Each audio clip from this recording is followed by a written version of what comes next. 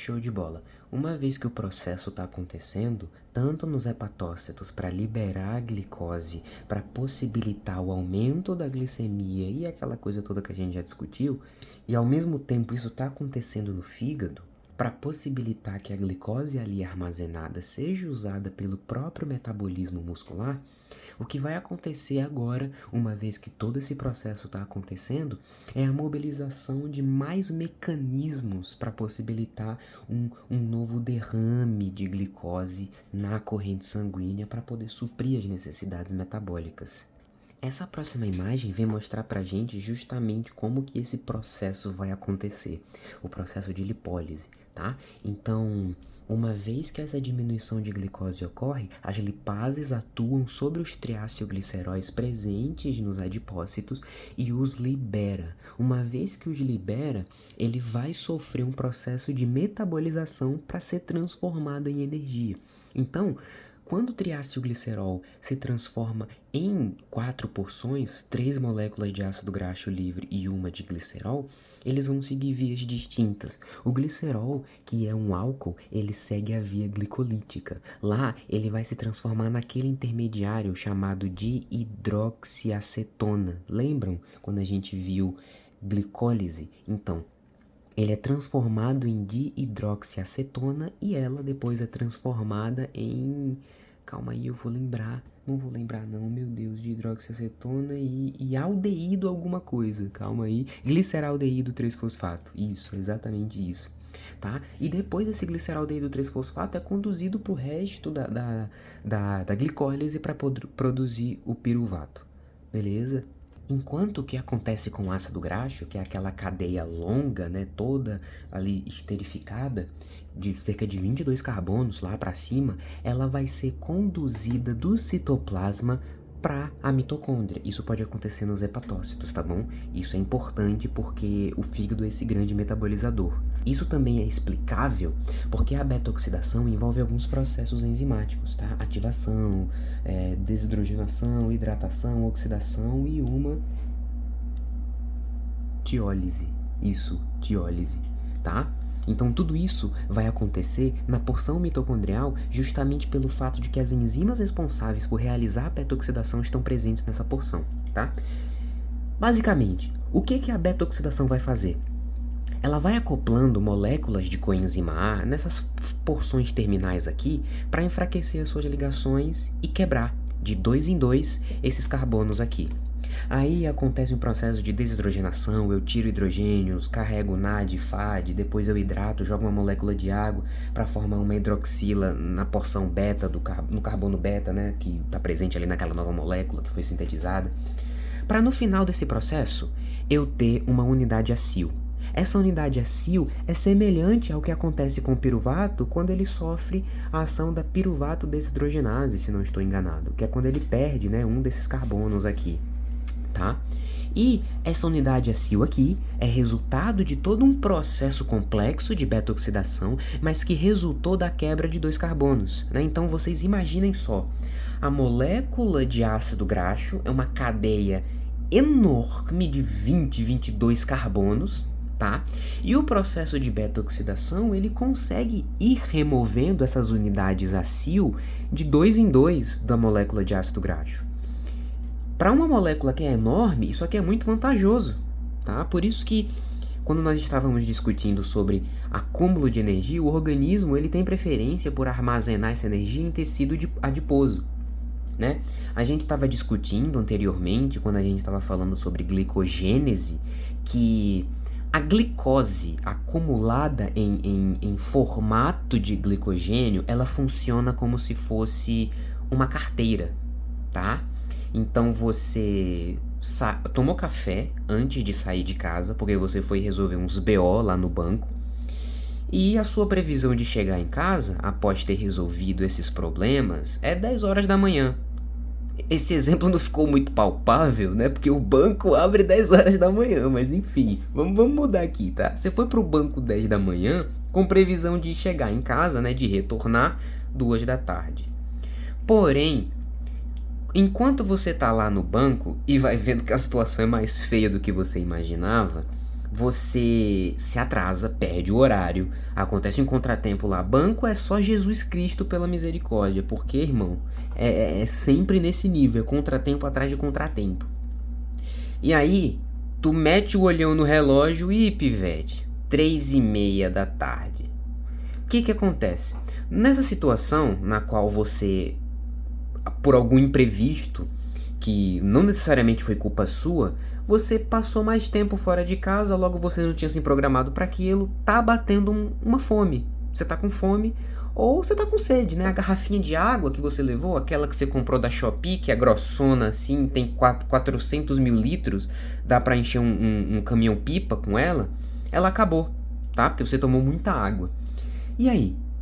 Você tá na rua, tá no banco e tá com sede ou com fome. O dinheiro que você tem na sua carteira é um estoque, né? Você tem ali um pouco de dinheiro que você tá levando consigo.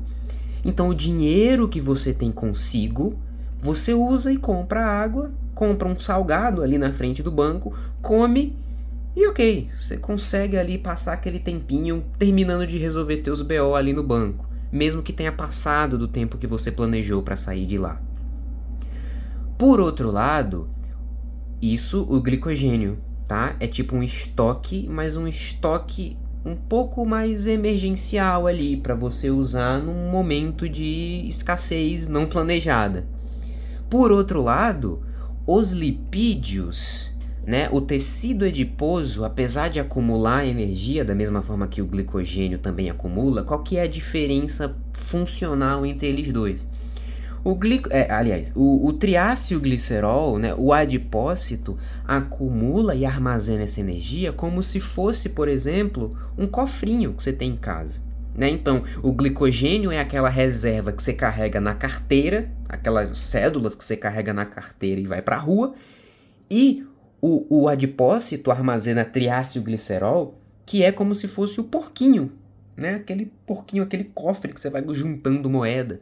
É um estoque a longo prazo, né? Uma coisa que tá ali que você tá deixando guardada para quando o negócio ficar feio e você se encher de dívida, o SPC batendo na sua porta querendo levar a sua família, ele tá ali, o porquinho, entendeu? Você quebra o porquinho e usa o dinheiro, tá? É tipo isso. Essa é uma diferença um pouco mais prática. Por quê? Porque a longo prazo, o triacilglicerol, o lipídio é mais leve que carboidrato, ele não usa água, né? Não envolve uma reação que hidrata ou então desidrata, pelo menos não com tanta frequência como o carboidrato, e aí o nosso corpo seria mais pesado, as nossas reações metabólicas acumulariam mais água, sem falar que só ele aqui, o triacilglicerol, o lipídio, consegue armazenar 9 quilocalorias de energia, enquanto que, se eu não me engano, o glicogênio é só 4, tá? Além da proteção térmica que o lipídio dá. Por isso que quem é mais gordinho fica com tanto calor mais fácil. Eu não queria levantar essa polêmica, vamos continuar.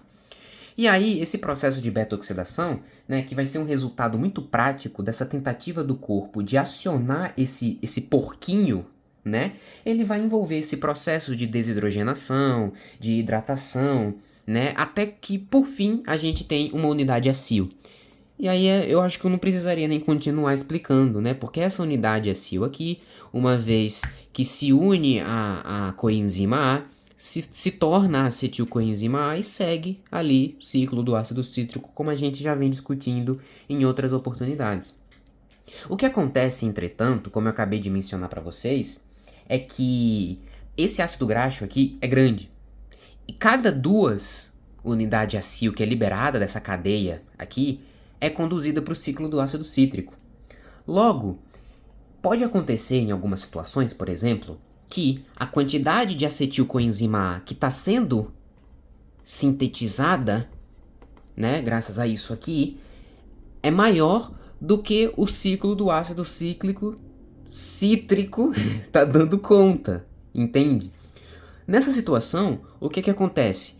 Essa acetilcoenzima A aqui vai participar de uma outra via metabólica. Irmão, você ainda tá... Esse é o 9º vídeo dessa série e você tá ainda achando que não vai ter química no negócio chamado metabolismo, irmão. É óbvio que tem.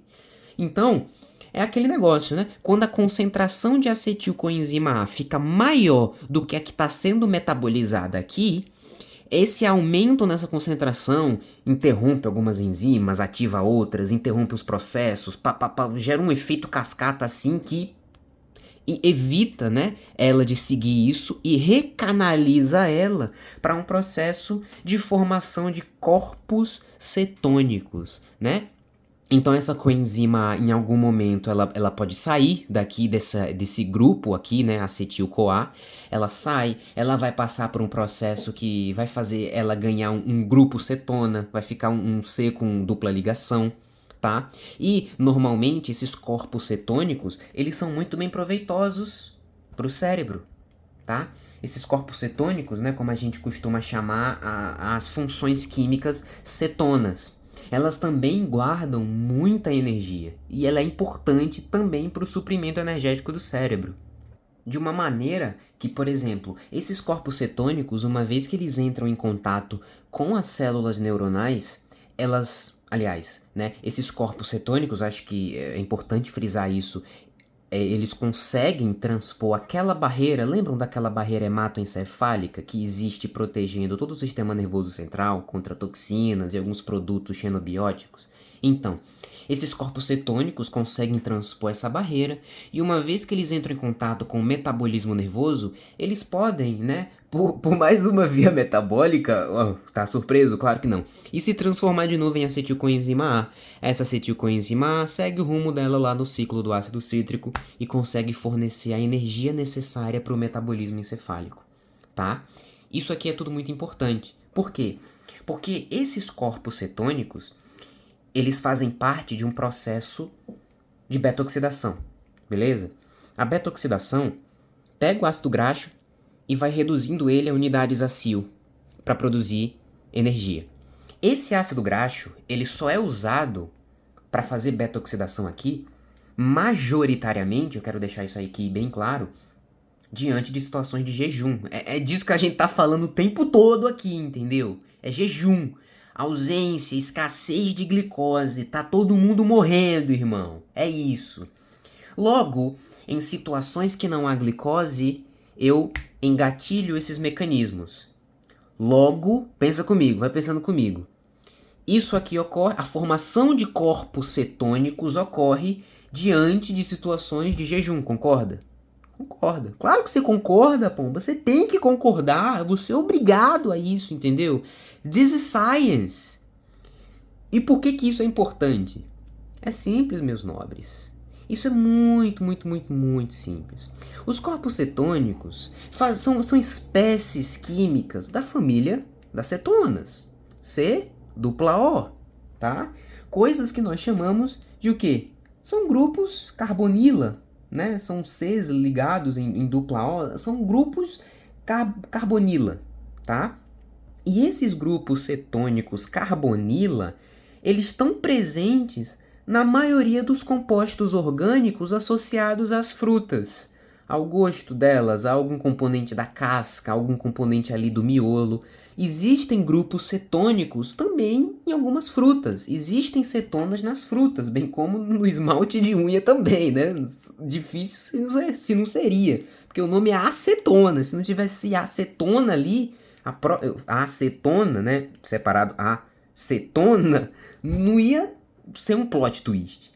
Mas esses corpos cetônicos aqui, presentes também em algumas substâncias frutadas, como as próprias frutas mesmo que a gente consome, eles também existem.